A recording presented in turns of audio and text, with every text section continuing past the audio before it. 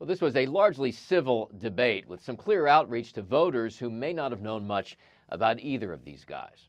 I recognize a lot of Americans don't know who either one of us are. In their first and only debate, vice presidential nominees J.D. Vance and Tim Walz worked to introduce themselves to voters while also drawing some clear lines. But what's fundamental here is that steady leadership is going to matter. A nearly 80-year-old Donald Trump talking about crowd sizes is not what we need in this moment. Donald Trump actually delivered stability in the world, and he did it by establishing effective deterrence. The two used much of their nearly 2 hours on stage taking swipes on policy rather than personal attacks, debating a range of issues: immigration, the Middle East, and abortion. We trust women, we trust doctors. Let the individual states make their abortion policy, and I think that's what makes the most sense in a very big, a very diverse, and let's be honest, sometimes a very, very messy and divided country. One of the most contentious exchanges of the night came when the two sparred over whether former President Donald Trump lost the 2020 election. I would just ask that. Did he lose the 2020 election?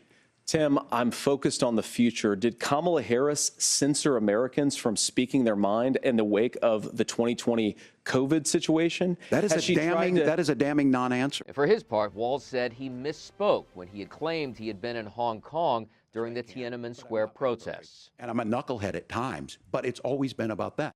And the civilities extended to the very end when both candidates and their wives shook hands with one another. As it now stands, this was the final debate in the race for the White House. In Washington, Doug Luzader, Fox News.